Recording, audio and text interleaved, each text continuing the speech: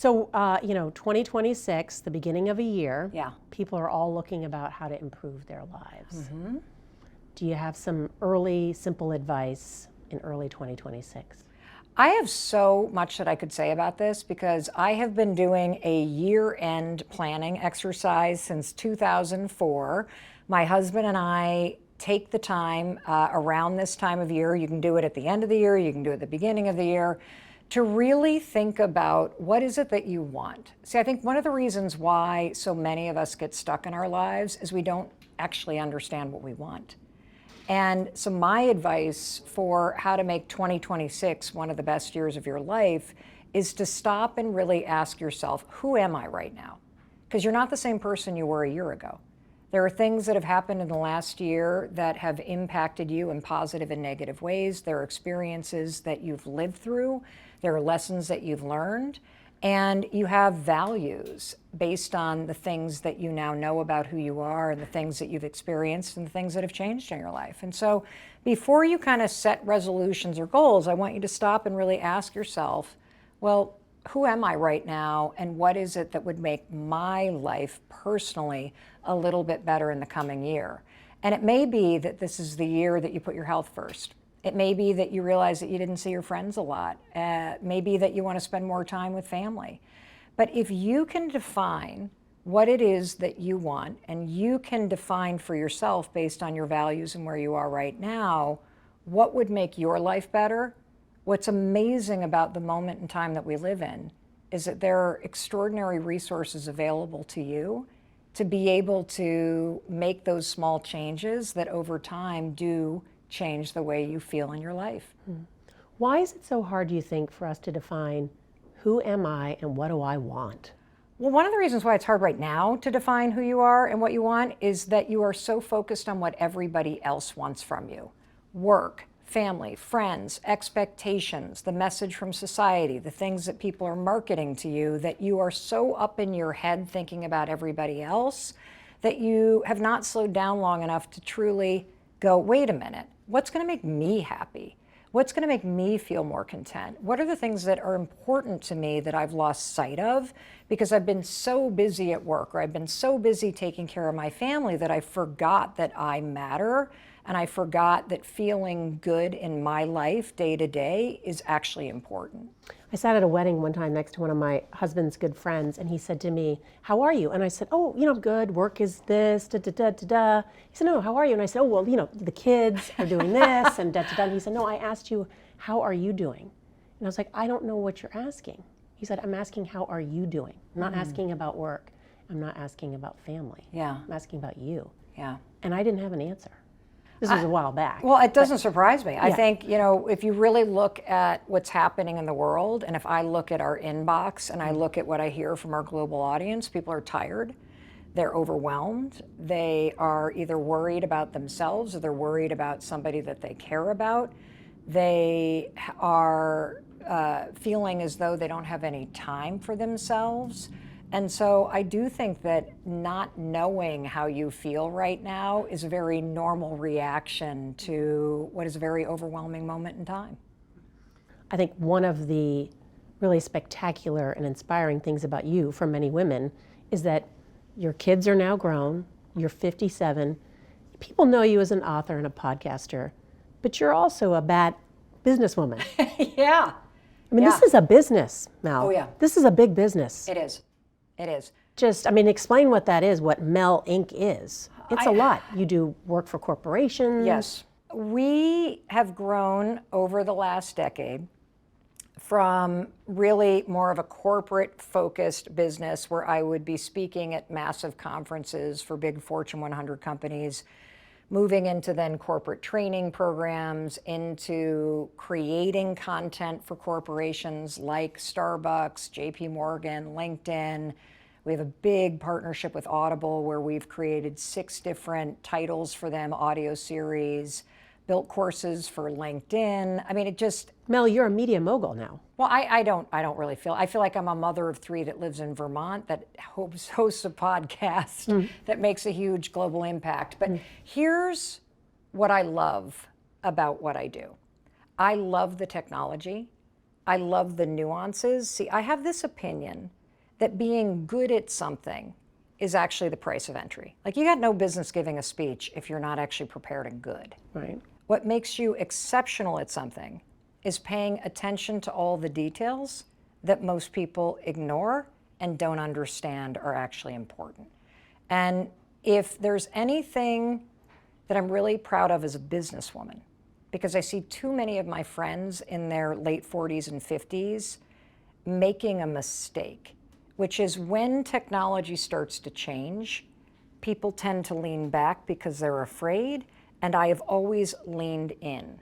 There's not a job in this company, whether it's talking about YouTube, or it's talking about editing, or we're talking about thumbnail design, or we're talking about the syndication of the podcast on YouTube versus Spotify versus Apple, which are all different platforms. There's not a job in this company I can't do, because I leaned in and leaned forward and started demanding of myself that I understand the tech and the nuances, because if you don't, people who do will run you over. And I think a lot of us in the media could learn a lot from all that you're doing, the traditional or legacy media, from all that you are doing with tech. Okay, from your first TED Talk, you started by saying, I help people get what they want. That was a good hook for me. Still true? Yeah, but I think I've more than anything, I help people imagine a bigger possibility for their lives. That I inspire people to see something bigger than where they're at. And bigger may be the wrong word. Because what's interesting is that I don't know and can't tell you what you actually want, and I don't know what's best for you. But what I do know is that if I can get you to slow down long enough, and I can get you to really think about what makes you happy, what's important to you based on your values, then that is the first step in you getting what you want. I mean, most people feel stuck, right? Stuck is the single most misunderstood human experience, and it is foundational to being a human being. And so this is the way that I think about being stuck. So Maslow's hierarchy of needs, right? And if you don't know what that is, don't worry, I'm going to explain it real quick. Your body is wired with all this amazing natural intelligence, and it is designed to send you signals when one of your fundamental needs is missing. So for example, when you feel tired, what's missing? Energy. Well, yeah, but you need sleep, right? Yeah. When you're thirsty, what do you need? Water. When you are hungry, what do you need? Food. Yeah. When you're scared, what do you need? Comfort. Yes. When you're stuck, do you know what you need? Motion. Yes, growth. Human beings are designed to grow. The research is very clear on this in terms of the fact that you can learn new patterns, you can learn new skills all the way up until you die. Your muscles, even in your 90s, the experts will tell you, somebody who's never exercised, if you just teach them to lift some soup cans, their muscles are designed to grow. If you feel stuck in your life, it doesn't mean you're broken. It means that what's missing in your life is growth. And people, like, I know when I felt stuck, I'm like, don't tell me to take a class. Like, my life is broken. No, what's missing is you are stagnant. And if I can get you to grow and learn in any area of your life, you start to change. Things start to loosen up and you start to see different things. And part of getting unstuck is to let them. And Yes. explain that theory. Because I do think getting unstuck is let them. Yes. So the let them theory is the single fastest way to gain control in your life is to stop trying to control and change everybody else and let them. Let people be who they are. Let them think what they think, believe what they believe, do what they do, heal when they heal or not, and pull all the time and energy that you are currently burning through, wishing people were different, being frustrated by what's happening, trying to change everybody. Let them. Let them. And then focus on yourself. And when you learn to let other people be who they are, what's fascinating about this, because it's literally Stoicism, it's Buddhism, it's the serenity prayer. Yep. When you learn to just let people be who they are, you have this incredible thing happen. You recognize that probably, like me, you've been living your life in reverse. You've been pouring all your energy into things you can't control, the number one thing being other people, and you've lost sight of where all the power is, which is in focusing on the let me part of the theory. Let me focus on what I think. Let me focus on what I'm going to do or not do. Let me focus on the things that I feel and processing my emotions so they don't run me over. And then let me respond in a way that aligns with my values instead of being so emotional and stressed out all the time. Mm-hmm. It's incredible, honestly. Yeah. So this is the very popular book, almost 10 million copies, Let Them. But I kind of think the let me part is more important. It is way more important. Nobody likes the let me part. Everyone loves let them because, let's face it, other people are crazy annoying. I mean, from their opinions to the way they behave to their mood swings. And so I love let them, because you feel superior. Right, like not my problem. Yeah, like. Not my circus. Yeah, we want to, yes, exactly. Like it's stiff arming everybody. But this is the secret to the book. Because the book does two things, Norah. First of all, it lowers or removes the single biggest source of stress in your life, which is other people. Right. And that's why people love it. But then you start reading the book and you're like, wait a minute, I can say let them, but then I'm going to be sitting with myself. Mm-hmm. And at the end of the day, your power is in your response to things. This is the main thesis of Viktor Frankl's Man's Search for Meaning. It's not about what's happening out there, it's your response to what's happening out there. The let me part is where your power is. Because once you say let them, you've just put up a boundary between you and every annoying person in the world. Normally your family, right? And I say that with love because I'm the most annoying person in my family. The people that use let them the most are people related to me and everybody that works here. But then you do the let me part, and that's where you take responsibility for yourself and your life and what comes next. And let's look at the word responsibility. It's the ability to respond. And I personally spent most of my life blaming everybody else and being pissed off and feeling like a victim and being all righteous and judgy. You did? Oh my God. I was like, I'm embarrassed, frankly, when I look back at who I was and how I was in relationships. I wanted to be a good friend. I wanted to be the kind of parent that was calm and never took my stress out on my children. You know, I wanted to be that spouse that didn't have a lot of, marital resentment in my marriage. I didn't know how. I was 54 when I started writing the Let Them Theory book with our oldest daughter, Sawyer. And I could not believe, Norah, how out of control I was with my emotions and my behavior. And the Let Them Theory taught me first how to stop judging and controlling other people and learn how to accept people as they are. And then the Let Me part really forced me to look in the mirror and learn how to settle my emotions. Like I was the kind of person, you ever get one of those work emails where an email comes through and you're so angry that you're like, or a text, yeah. Yes, and you're like typing, and then you like hit send, reply. Nobody ever responds to those. No, we have a rule, if it feels good, don't do it. That keeps us from getting in trouble on my team. Oh my God, I love that. And I don't have the self-control. Some people type it and then I just don't send it. I'm like, how do you not send it? Yeah. So I really, with the let me part, understood both how much power you have in a relationship. Mm-hmm. And I also started to understand that your energy is extraordinary currency. And I love this saying, leaders bring the weather. And every single one of us is a leader because a leader is just somebody whose behavior impacts another person. Mm-hmm.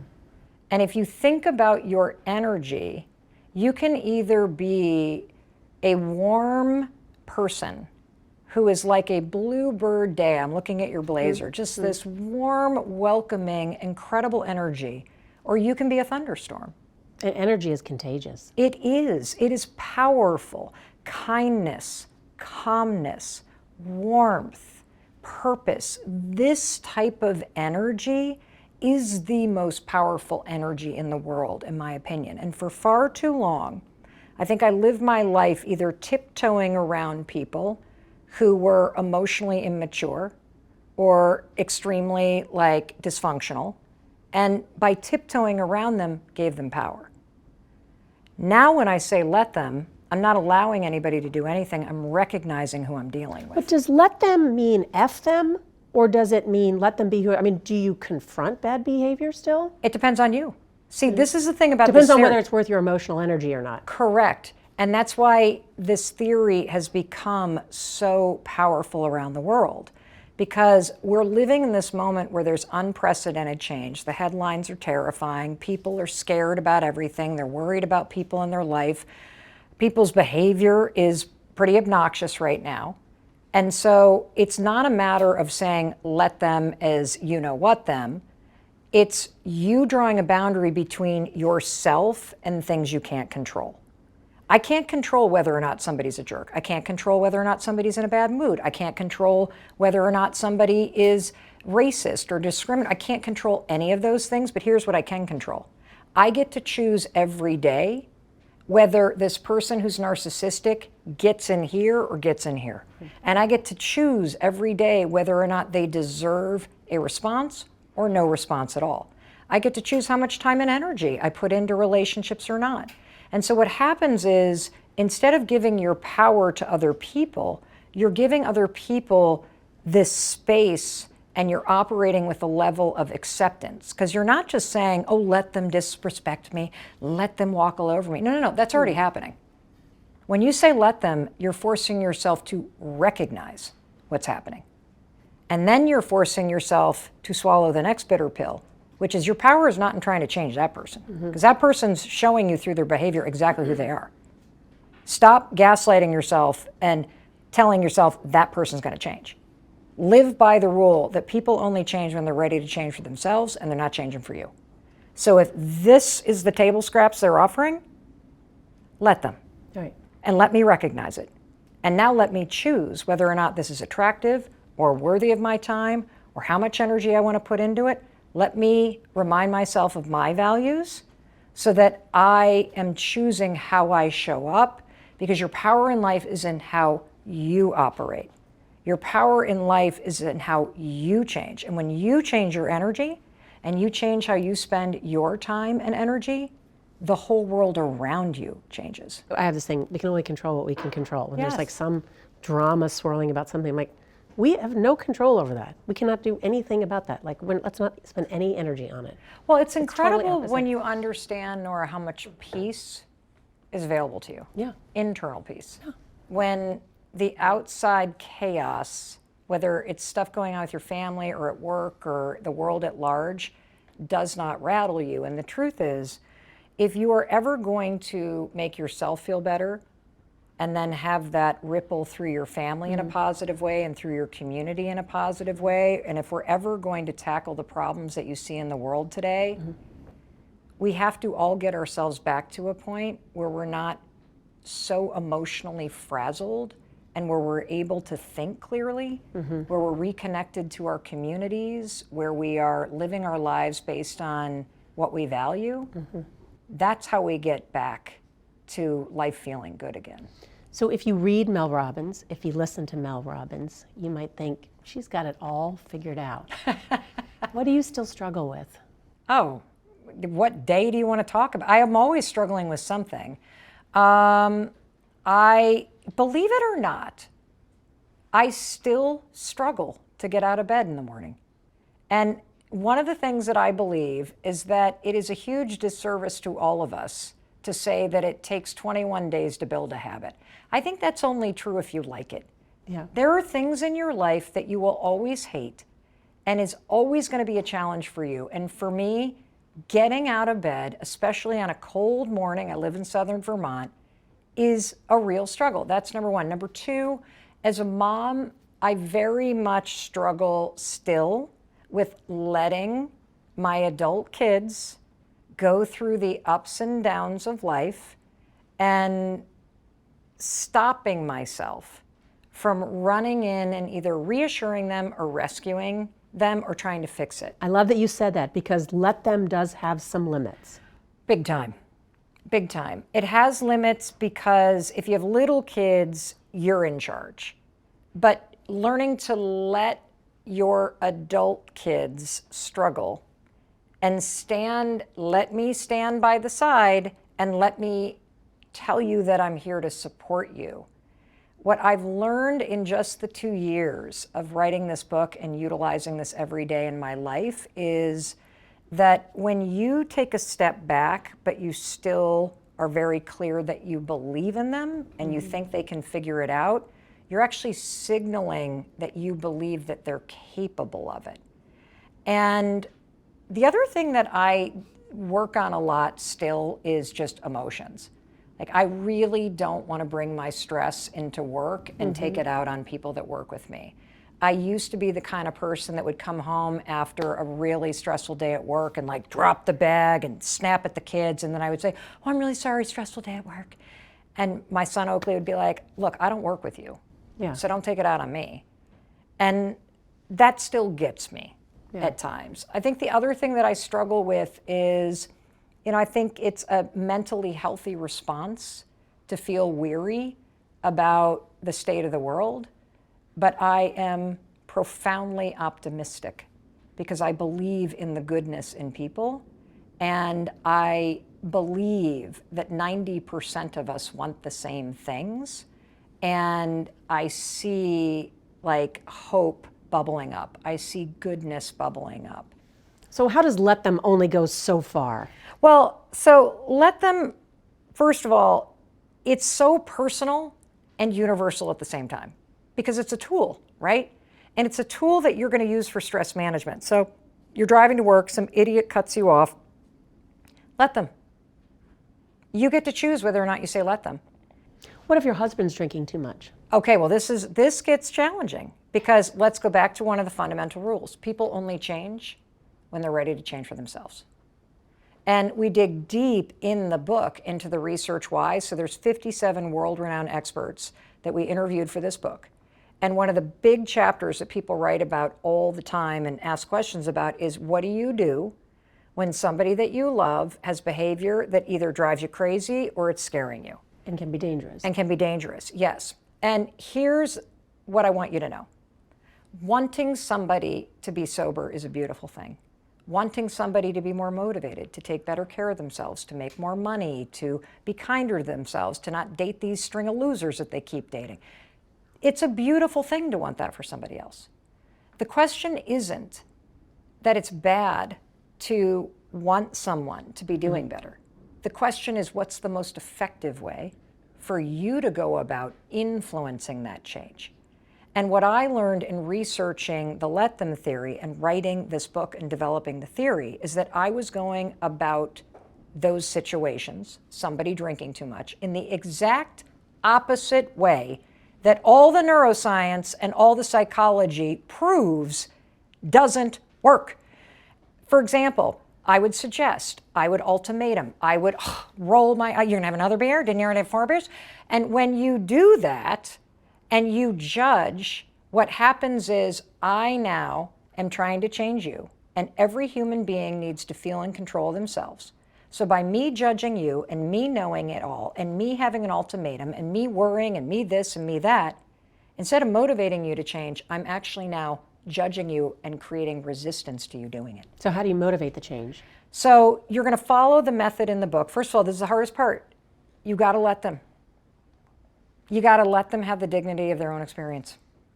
You got to let them heal or get sober or get motivated on their own timeline. And you got to understand the more judgment you bring, the more you're delaying the possibility that it's happening. That the most important thing you can do is to let them be who they are and be who they're not, and then let me follow the science that works. And there's a method we write about in the book called ABC. It comes from Dr. K, Harvard-trained psychiatrist who specializes in gaming addiction. And A is apologize. Hey, I'm really sorry. I've been nagging you. I've been judging. I can only imagine how difficult that is for you, that I've been so opinionated. I'm sorry. A, apologize, ask open-ended questions. I haven't asked you, how do you feel about your drinking? Even if you're like, fine, it's fine. Baloney. You've just stirred up, by asking them how they feel about it, this friction. And friction's important because there's a certain amount of pain that people need in order to move towards something that feels hard. Back off.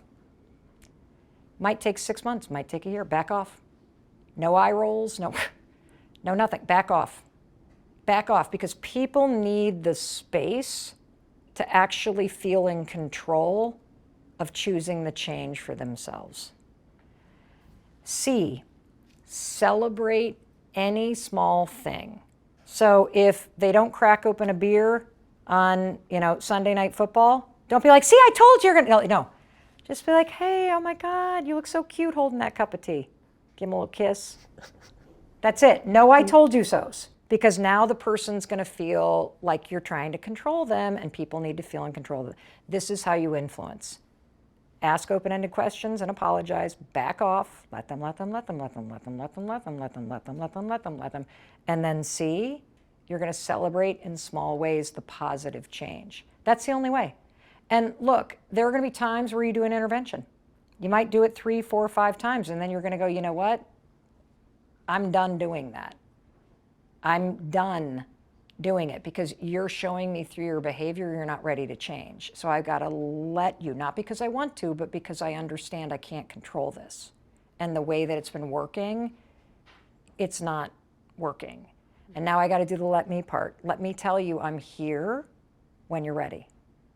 But I'm no longer paying for things. You're no longer living with me. I mean, this stuff isn't easy.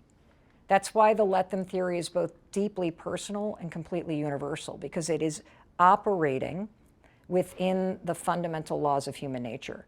The let them theory is a modern tool that I created that is based in Stoicism. It's based in the Serenity Prayer. It's based in radical acceptance, detachment theory, boiled down to 4 words. For you to be able to use in modern life to help you erect boundaries between what you can control and what you can't, and then focus on what you can, which is your thoughts, your actions, your response.